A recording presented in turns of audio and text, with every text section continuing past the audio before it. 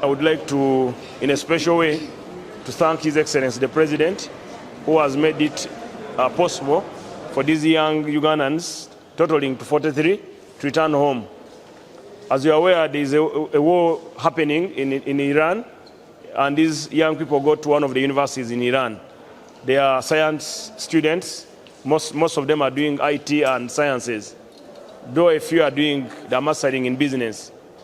So when the war broke out, our ambassador, our ambassador in Iran, Ambassador Twaha Matata, Ambassador Twaha Matata reached out to His Excellency the President through, of course, the Minister of Foreign Affairs. He made an approval to return the 43 who are willing. They are totaling to about 51 in one university, but the 8 decided to remain behind willingly. Government was willing to bring them back, but they remained behind. Then the other university has 53. We are trying to see how to support those ones also to return. However, it could not have been possible without the involvement of our CDF, General Moskene Rugawa, together with the Director General of External Security Organization, and what is that operator? A new person? Who is that person distorting your press? So, it would not have been possible without the support and the coordination efforts of the CDF, General Moskene Rugawa, together with all our military attaché in Turkey, Major General Geek, and our External Security Organization team based in Tehran. However, the lead person in this movement has been our ambassador, Ambassador Matata Twaha. Many of you call him Haji. So I want to recognize his efforts in ensuring our young people return. I'm in my final year of architecture engineering, and I happen to be the leader of all these students. Maybe to start with, on Saturday, 28th of Feb, that's when the war broke up, and we found means of how we could leave Iran because it was no longer safe for us. And through our ambassador, His Excellency Twaha Matata, on phone, we happened to move, and we got a bus which would take us from Tehran to the border of Turkey, which is called Bazargan. We moved for around 14 hours and reached there the following day in the afternoon, around midday. We stayed there waiting for our approval to cross over to the border, which was done with the help of the embassy in Turkey, led by His Excellency Ambassador Tipelu. We managed to cross in the evening, and we had to set off for Istanbul. It was also some lengthy journey, but we managed to reach there because it took around 15 hours. But later we reached there. We were received in a hotel, guided by Major General Bob Ojik, and with the help of the embassy in Turkey, we had a comfortable stay in Turkey for all this long, and now, today, we had to leave Turkey and come back to Uganda. But above all, we want to be grateful to God who protected us from day one up to now.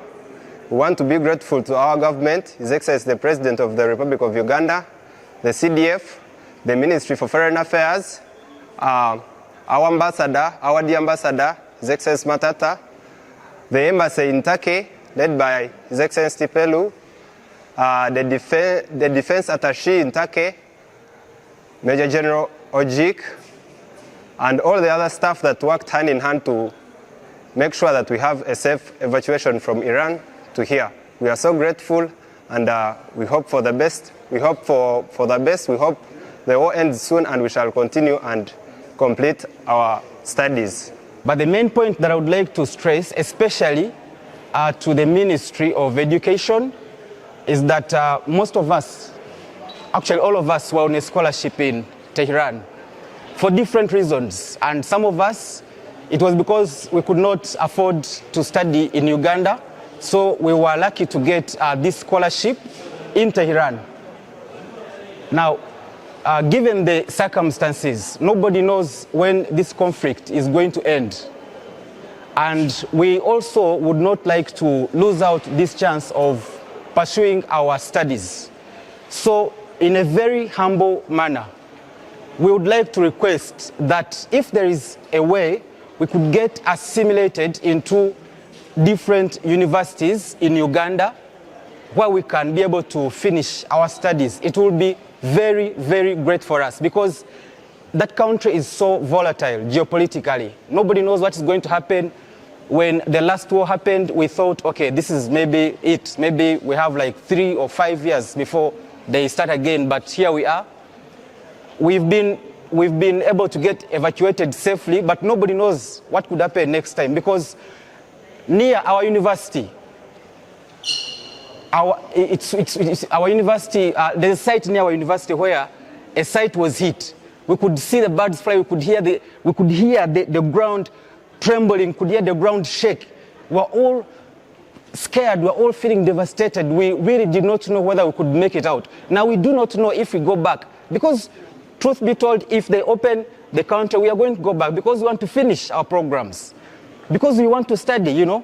But if it's a very risky environment for us, so we would like to request kindly, anyone that is able to help us push our programs, because most of our master's students are just left with a small period of time, a short period of time to finish. If we could be helped to finish our programs. We appreciate the efforts that have been used, deployed to coordinate the return of our students, beginning from our embassy in Tehran, Ambassador Twa Matata, and the officer here, Oscar Edure, and then the embassy in Itake. Our PS, our permanent secretary, went to Tehran not long ago and met most of you students and spoke to you. We didn't know this would happen, but when it did, he acted very fast so that you are able to return. We appreciate all the efforts of those who participated in your return. We will welcome you home. We would like you to finish your studies when circumstances permit, but whenever there is such a situation, you need to act with diligence and vigilance so that you remain alive. You remain productive when you are alive. We are happy to receive you home, and we hope everything will be okay. We thank the media for giving out this message that our students have returned safely and that government has supported them, and we will continue supporting them to ensure they finish their studies. I thank you, Honorable Minister, and I thank students, and welcome them home.